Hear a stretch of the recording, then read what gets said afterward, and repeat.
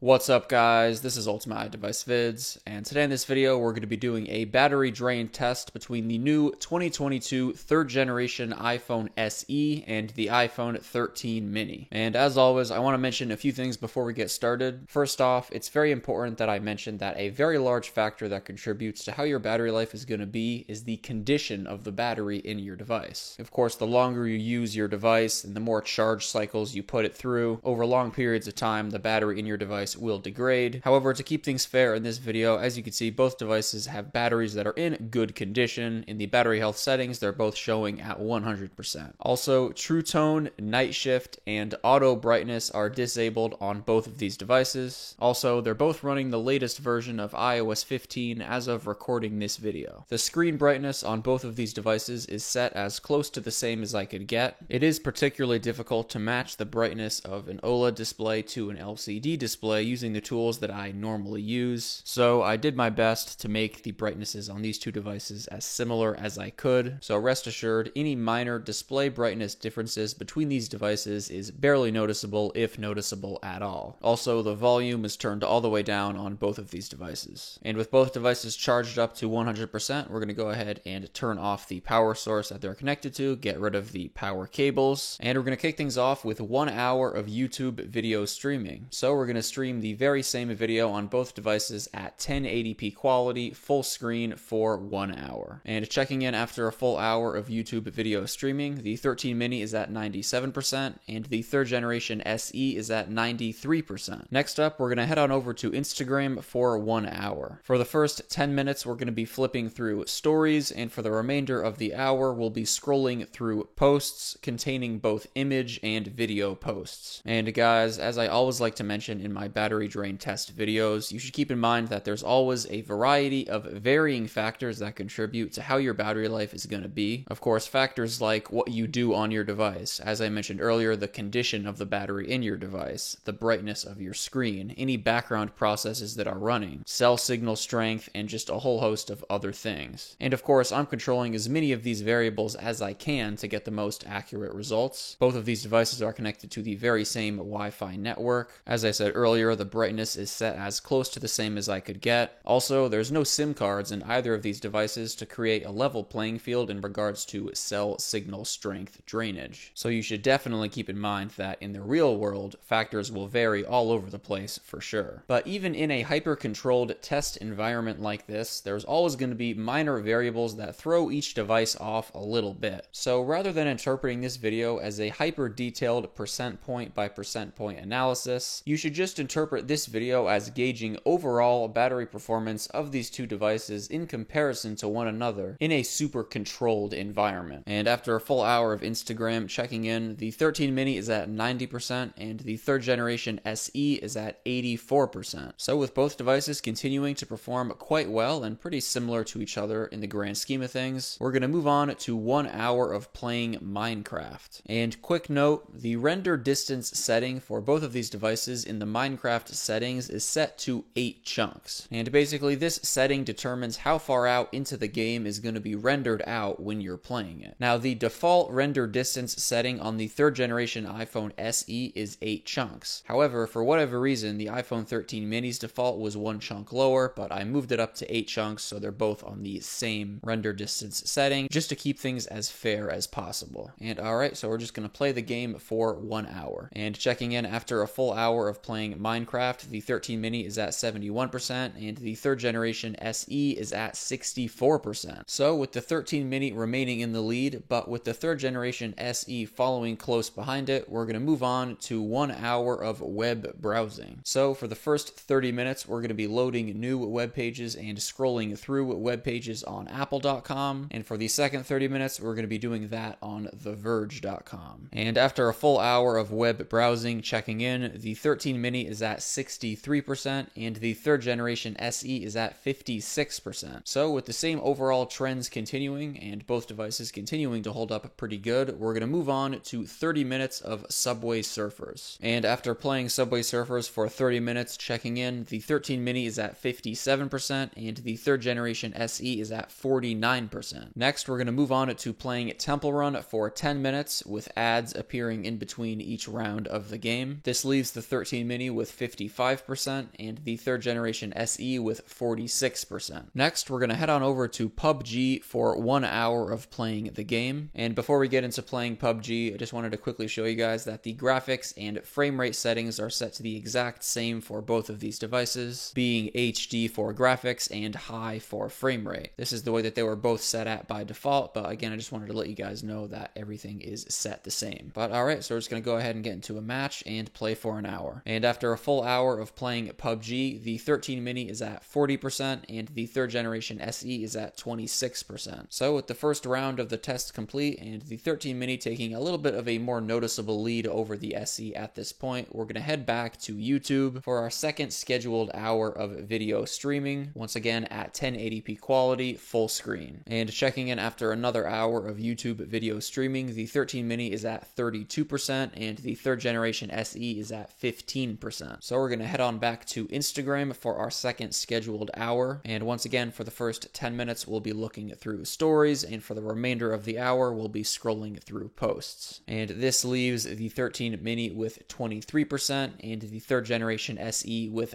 5%. So with the third generation SE just barely hanging on, we're going to head back to Minecraft for our second scheduled hour of playing the game. And 8 hours and 3 minutes into the test, the third generation SE dies. And with the 13 mini being the only device remaining, we're going to close out the remainder of this hour of Minecraft. And after that, that leaves the 13 mini with 8% remaining. So we'll head back to Safari for our second scheduled hour of web browsing. And just like last time, for the first 30 minutes, we're going to be loading new web pages and scrolling through web pages on Apple.com. And for the second 30 minutes, we're going to be doing that on TheVerge.com. And at 9 hours and 35 minutes into the test, the 13 mini dies. And there you guys have it. Here are the final results. Honestly, I'm pretty impressed on account of both of these devices in regards to how they performed in this test. And I just want to mention once again, this is a hyper-controlled test, so definitely keep in mind that, of course, in the real world, factors will definitely vary all over the place. And of course, just how you use your device is also a big factor, and also, of course, the condition of the battery in your device. But if you guys use either of these devices, let me know down below in the comments section how the battery performance has been for you. Thank you guys so much for watching this video, and I'll catch you in the next one.